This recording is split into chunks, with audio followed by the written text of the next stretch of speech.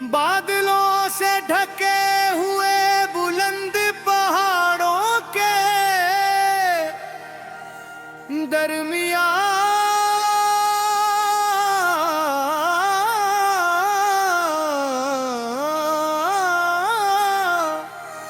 एक पुराना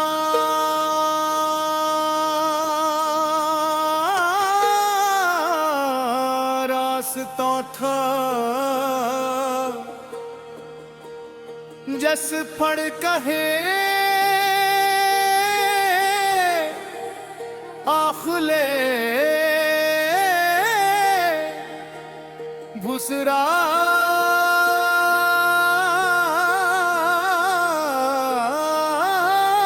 करते थे। वक्त बदल गया, नई सड़कें बन गई और लोग आसान रास्ते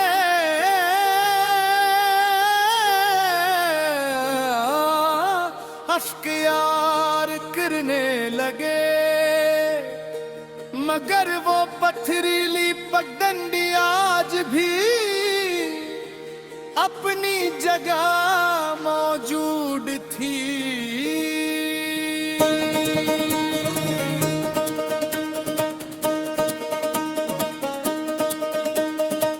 रास्ते के दोनों तरफ दीदार के दरख्त खामोशी से खड़े रहते।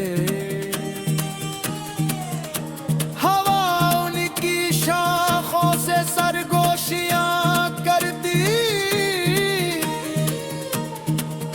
और दूर कहीं अभिसार के पानी मुसलसल करता रहता। शाम के वक्त जब सूरज पहाड़ों के पीछे छुप जाता तो पूरी वादी मेले और सुनहरी रंगों में डूब जाती। अस्सी रास्ते के किनारे पत्थरों से बनी एक छोटी सी झोपड़ी थी जहां बाबा अकरम रहते थे। इनकी उम्र बहुत ज्यादा थी मगर तदानो अति मजबूत थे। वो हर सुबह रास्ते से गहरे हुए पत्थर हटाते, टूटी हुई लकड़ी की बाड़ दुरुस्त करते और रास्ते साफ रखते ताकि अगर कोई मुसाफिर आए तो इसे दुश्वारी न हो। एक दिन में भी इसी रास्ते पर चलते हुए वो मच गया। लंबा सफर तय करने के बाद में बहुत थक चुका था। बाबा अकरम ने मुझे पानी पिलाया, आग जला कर चाय बनाई और खामोशी से मेरे सामने रख दी। कुछ देर बाद मैंने पूछा, गोगा जवाब इस रास्ते से बहुत कम लोग गुजरते हैं तो आप रोज इसकी सफाई क्यों करते हैं? इन्होंने मुस्कुरा कर कहा, रास्ते अपनी अहमियत मुसाफिरों की तादाद से नहीं मंजिल तक पहुंचाने की नीयत से पाते हैं।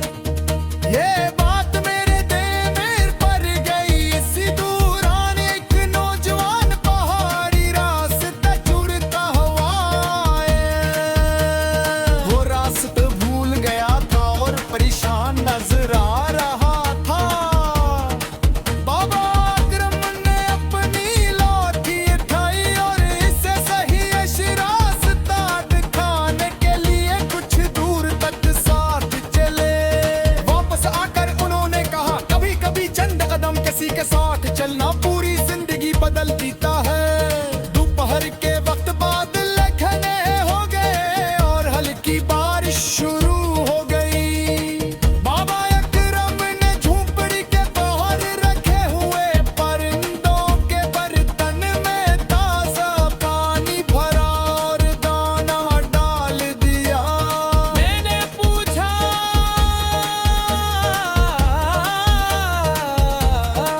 आप परिंदों का भी उतना ख्याल रखते हैं? वो बोले, जो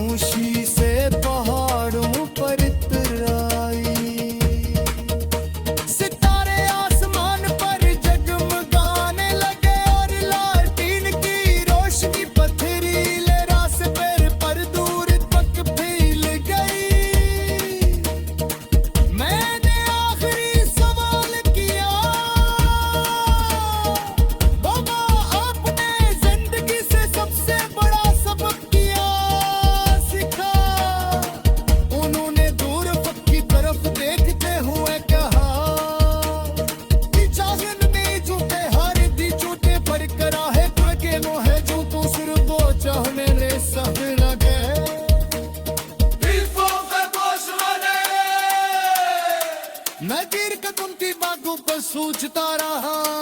सुबह जब तो मैं अपने मंजिल की ख्वाहिश